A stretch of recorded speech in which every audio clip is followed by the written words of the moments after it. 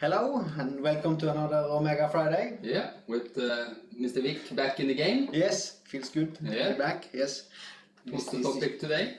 Today we're gonna see some good updates to Pims R4, document control and cost management. We have some very nice improvements. So Alexander and Alexei is joining us to present these changes. Yeah.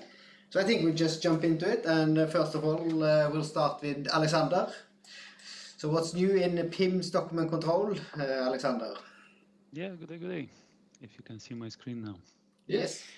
Yeah, I'll show you some of the highlights we had during several of the last months, and we'll start with what was released on 2102. It was the new review type, the SharePoint-based review type, and it was designed for internal documents.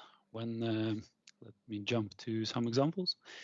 Say you have an internal document ready, and then for some reasons, in some cases, you might want to send it out for another group of people, not only to leave some comments for you, but also to participate in collaboration and getting the contents updated and ready.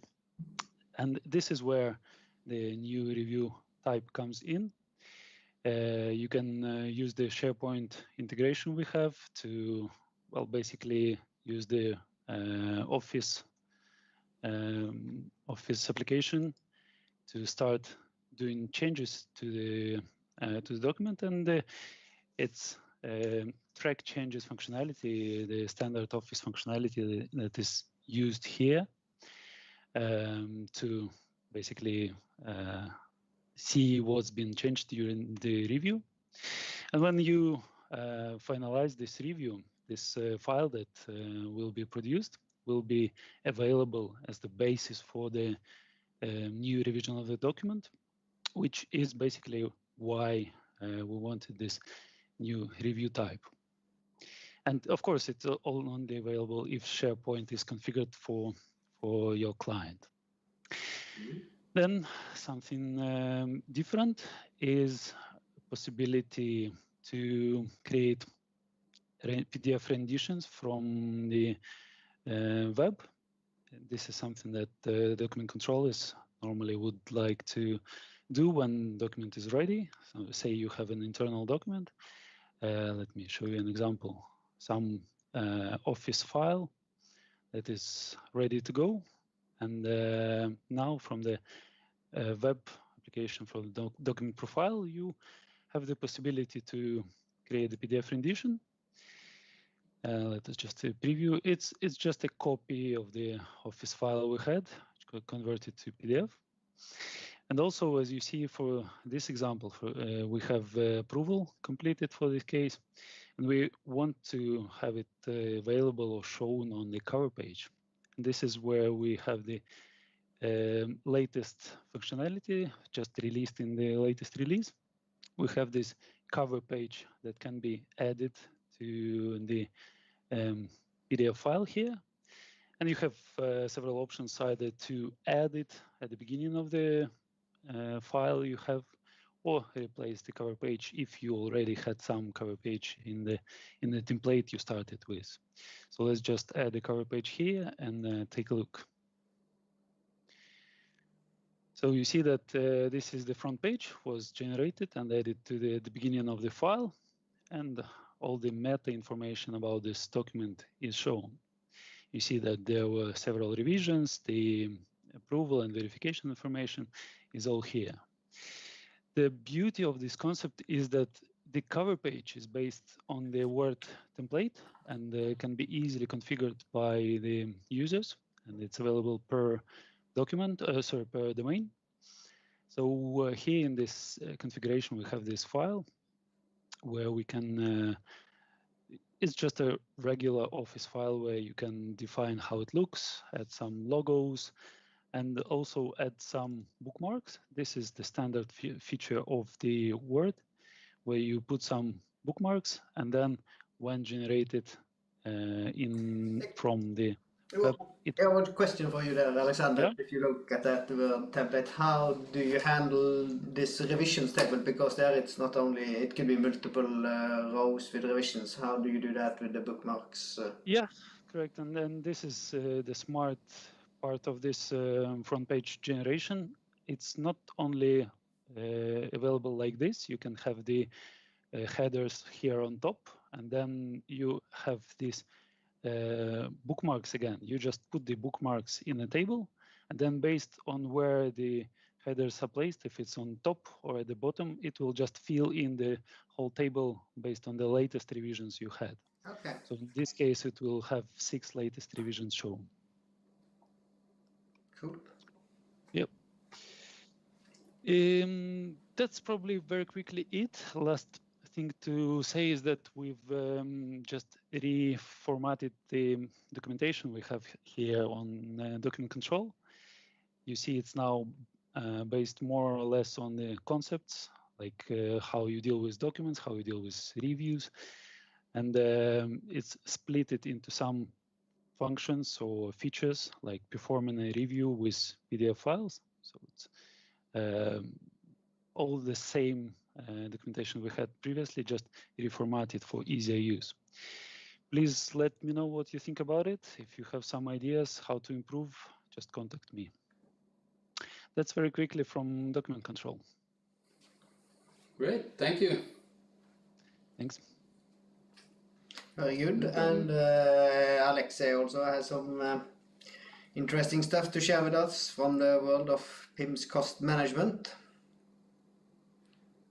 Yeah, hello everyone. It's been quite a few things going on as well during the last 3 months in cost management. So allow me to share my screen quickly. Hope you can see it. Yes, we can.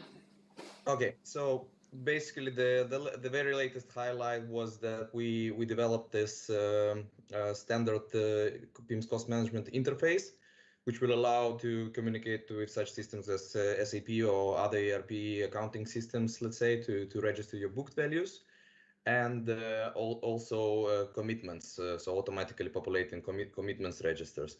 So those are very well documented in our release notes as well. We also lately released on our YouTube channel a video, a detailed video on how it works, but I will just briefly explain to you the settings behind it. So we basically have this interface tab in the cost management configuration setup, where this can be enabled by domain, the transactions interface or commitments interface. And then there are some settings behind it, which will allow you to, for example, for commitments, we can specify which project's data to download into this domain I'm currently setting the settings for. And also there are some settings to specify for the engine, basically to analyze the data, let's say find out the PO number and either try to find it within the existing contracts in Pims or automatically just create the contracts as it finds the identifies the new PO number. So it's pretty smart engine behind it, and it creates automatically the transactions and commitments elements. I'll just show you the very similar interfaces between those, the interface, transactions, and commitments. Behind you can establish a scheduler, a frame scheduler running, which will just fetch the data automatically from the raw data table where SAP system, for example, pushes the data to. We have a specific dedicated role for that table, so it's all secured. And when the scheduler is running, it's basically will identify all the mappings. It can also automatically map the work packages IDs for you, and that is basically happening in the settings over here as well, where we can set from the data specific. If it finds WebS element starting with ABB, it will assign the automatically, for example, work package, this work package. And there are just a few more columns here, cost element, and that can be expanded if required. Yeah, and basically you can also manually run it if scheduler is not running. So you can just say verify data. The engine will verify the data. If you just need to fetch the new data, you can also check for new data. And it will fetch only the new transactions in here. So it's also identifying duplicates.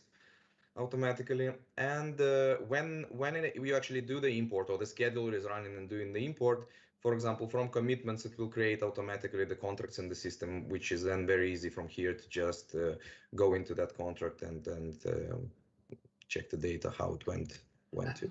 And a question there, because in many cases the commitment started off in Pims as a variation order request, which eventually becomes a VO through the workflows. How do we have something that kind of integrate these things, that if you import the commitments from another system, does it kind of supersede the VOR, or how does it handle that? Or that's something that we have to manually deal with, perhaps? Yeah, at the moment you will have to deal with it manually, but I think that's a room for improvement, where in those settings for the interface we can say to not directly put in the commitments, but initiate a workflow basically. So that's possible.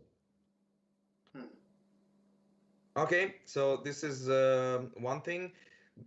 Same more or less works with the booked values, just the booked costs are imported into the WebS structure. Then a few adjustments also on the settings screen. A tiny one, but quite convenient, is auto expanded the level of the WebS structure. So all across different applications, we have the WebS tree. And if you specify, so some clients might have a very long tree and they want automatically expanded level 3, for example, or level 2, for convenience of working, and that is basically doing it. So you can just specify the auto expanded level. Then, of course, progress measurement is a different, separate, quite big topic. We will be issuing also a video on that. But the module is fully functioning. So you can basically do the full progress measurement and get that progress over to the WebS structure as well from the progress measurement tool. I will just briefly mention that because it's quite a product by itself and needs more discussion. But the very good improvements were done in the cost status application, which is one of the main applications the cost engineers would work in when analyzing the data and updating the information for the month.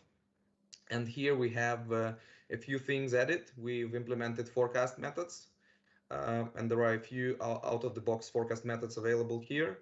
So if you set those automatically for the work packages, then basically running update forecast will do all the magic behind. If it's based on, for example, on pending changes, it will update it with the pending changes. If it's based on the CPI or SPI factor, then it's gonna update the forecast based on that. Another addition is the EVM tab over here, the information for earned value management. So there is different tooltips available when hovering over those to understand what it means. And also there is a thing called entered CPI and entered SPI. So if your forecast method will be based on entered CPI, entered SPI, you can just enter some CPI, it will produce a forecast value, and you can say, okay, that's the value I want for my forecast. So there is quite a few automated things in there. So another cool feature we've added, and this is very good. We're receiving very good feedback on that. Is the reference column. So, for example, here you can right away see if that work package is mentioned in some other submodule of Pims cost management, so that then you can relate and analyze that data in more detail. So, for example, this one says it's mentioned in the personnel module, and if I'm selecting it, I can then view the details of the personnel module, and if I need more details, I can open the position register directly from here. The sign over here specifies that it's used also in progress measurement, and all the details behind it will be here as well, and you can directly go to the application from here. This is interface transactions, so I will have probably some transactions running behind or mentioned in the transactions currently. Yeah, so that's the reference column. Forecast method I mentioned. Okay, update progress from progress measurement or document control. So we also implemented in our configuration for the interfaces. You can specify that to use Pims document control interface. And basically, when enabled, it will allow to update progress based on Pims document control progress if mapped to a work package idea. And from the application, if the work package is going to be mentioned in document control, you're going to see a reference icon over here. And when running update progress, you will have these different options to update it from contractor's baseline, from progress measurement module, or document control, if those, of course, are enabled.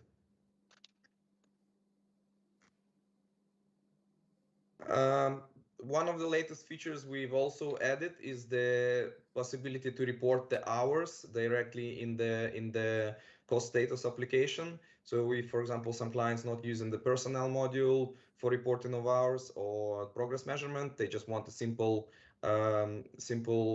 reporting of hours mechanism with productivity factors calculated per work package, they can do it here. Import tool also supports importing of hours. That setting also can be turned on from by domain. In other settings, it's called use hours reporting. And the last thing I wanted to mention, we've tested out this concept on the VOR workflow so far, but we are planning to expand it to other workflows of the Pims cost management product, the VO, the cost changes, and the variation of the requests. So I'll show you what I mean by that is in our variation of the request settings. What we've done is that we have several roles involved during the process of approving a variation order request or a change of variation order. And here we control the lists, the roles which are involved in there. And sometimes it's quite lean teams on the project and they want individual users to sign it. But sometimes there is a huge teams of cost engineers or contract administrators. And then basically a client always wants to have this flexibility to set on the per project that anybody of that team can sign basically during that review process. So that's quite handy feature. Just basically checking it in or checking it out will allow to create individual signatures or allow to sign as a role. Yeah. So that's basically it from me. So we'll keep posted all the release notes on our documents website. So follow that and also YouTube channel. Very good. Perfect. Thank you. Yeah, thank you both guys. And and as Alexei mentioned here, we have each product has a release notes on docsomega365.com. So you can head over there and read the risk or quality, the other modules as well. Yeah. And to make sure that you always give our clients the best available options, make sure that you have a tight dialogue with the product manager so that you know what's available there. Yeah. I think that's very important. And we see also like several of these changes have made our product even more attractive for the contractors, especially EPCs that are taking on board more and more of the features that we are available, both document control and cost management. So that's very good. Yeah, absolutely.